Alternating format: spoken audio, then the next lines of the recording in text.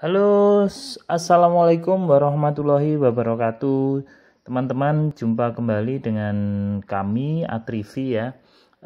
Di sini saya akan berbagi pengalaman sharing tentang salah satu pengiriman kami yang terkendala hampir 23-24 hari ya. Jadi barang ini akhirnya sampai ke pelanggan setelah melalui jangka waktu sekitar 23 hari atau 24 hari. Nah, di sini kita sharing bukan apa-apa ya. Jadi kita waktu itu pakai pengiriman pos, tapi sebenarnya saya garis bawahi bahwa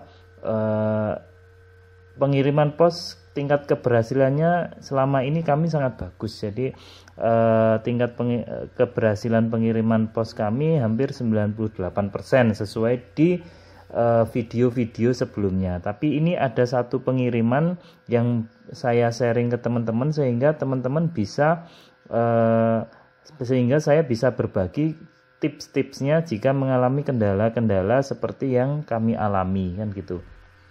Jadi ini pengiriman ini, jadi kami dari Sukodono Dian Regency ya, dari Sidoarjo kita kirim ke Kalipare Malang kan gitu. Kita kirim ke Kalipare Malang. Jadi kita kirimnya itu tanggal 11 bulan 5. Jadi 11 Mei 2020 kita kirimkan.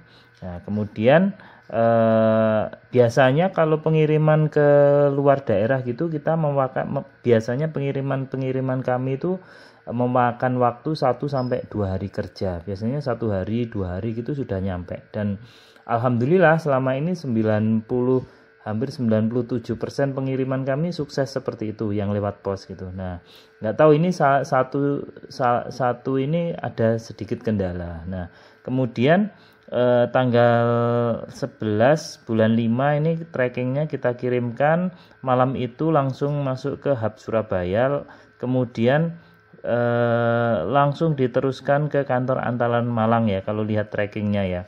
Kemudian tanggal 12-nya diteruskan ke kantor Antaran Kalipare. Nah, ya di sini ada miss kayaknya. Jadi antara tanggal 12 ini diteruskan ke kantor Antaran Kalipare sampai dengan tanggal 16 ini ada proses antar Kalipare. Jadi ada miss sekitar 13, 14, 15, ada miss sekitar 4 hari di sini. Di proses ini ada miss sekitar 4 hari.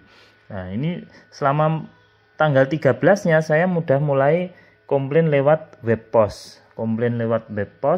Kemudian ditanggepin, kemudian tanggal 16 ini ada proses gagal antar di Kalipare. Nah, ini alasannya alamat tidak ada yang kenal, verifikasi alamat seperti itu ya. Tapi saya hubungi customer, katanya sih nggak ada yang menghubungi ya. Jadi saya melakukan komplain lagi ke pihak pos melalui web pos Indonesia, dan beberapa hari masih belum ada tanggapan. Akhirnya saya datang ke kantor pos pusat kabupaten, yaitu kantor pos di Sidoarjo. Nah, di sana diterima dengan baik, laporan kami dicatat. Ternyata beberapa hari kemudian masih belum sampai juga, dengan alasan ini karena masalah Idul Fitri, terus masalah PSBB di Surabaya dan Malang, sehingga kirimannya terkendala seperti itu. Kemudian tanggal 4 pagi, kemudian tanggal 4 bulan 6, yaitu kalau kita hitung sudah hari ke-24 ya. Jadi di hari ke-24 itu saya datang lagi ke kantor pos pusat kabupaten. Jadi dalam rentang waktu ini saya 2 kali komplain di web pos dan 2 kali komplain ke kantor pos pusat kabupaten, diterima dengan customer service-nya. Kemudian kita ceritakan gitu loh, kok udah lama sekali. Jadi sebenarnya maksud kami ke kantor pos itu pengen dapat kepastian aja, ini kalau ini barangnya ini retur, hilang, atau mau diteruskan ke penerima atau bagaimana. Karena penerimanya ini kebetulan butuh barang ini gitu loh, dan dia tanya-tanya terus kepada kami sebagai penjual. Jadi maksud saya kalau misalnya barangnya itu retur, rencananya saya mau kirim pakai ekspedisi lain kan gitu. Jadi biar tidak menggantung gitu. Terus akhirnya diterima sangat baik sekali dengan customer service di Sidoarjo. Salut ya, customer service-nya responsif banget waktu itu. Terus dia ngasih nomor handphonenya ke kita dan dia berjanji akan follow up terus masalah kiriman paket ini. Akhirnya pagi itu saya komplain jam 8, terus sorenya sekitar siang sekitar jam 12 itu saya dapat info dari customer service Sidoarjo, ditelepon ke handphone saya bahwa kirimannya sudah sampai dan uang hasil COD-nya sudah masuk ke rekening Giro Mobile gitu. Nah, pelajarannya apa dari studi di atas gitu, dari studi yang kita bahas kali ini gitu. Jadi kalau teman-teman menghadapi masalah di pengiriman, segera lakukan, sering-seringlah lakukan komplain, sering-seringlah berkomunikasi dengan pihak ekspedisi. Jadi hal-hal seperti ini saya rasa bukan hanya di pos saja ya, bisa jadi di beberapa ekspedisi yang lain juga akan mengalami hal seperti itu gitu. Jadi karena meskipun peluangnya sangat kecil, di video-video sebelumnya itu kalau bahwasannya peluang COD kita, alhamdulillah peluang COD kami kan sangat bagus ya. Jadi kalau kita ngomong di pos saja, jadi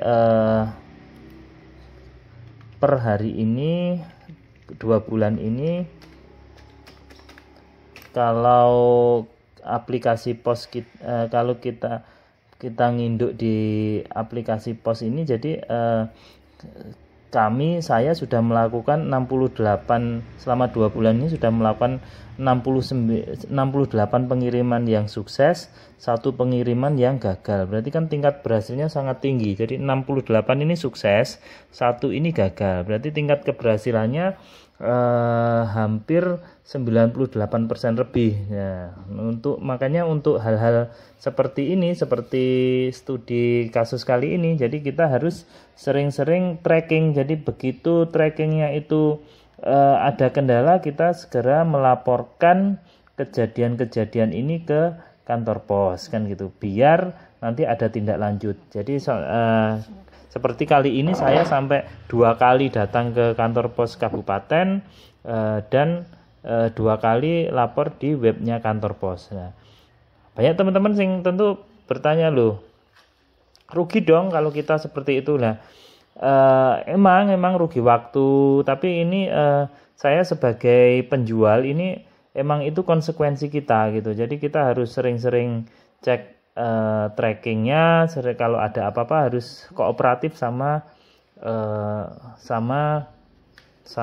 ekspedisinya. Nah, jadi saya tekankan sekali lagi bahwa untuk video kali ini bukan bermaksud untuk menjelek-jelekan kantor pos, enggak, karena peluang keberhasilan mereka sangat besar juga. Jadi hampir 98% pengiriman COD kami sukses gitu.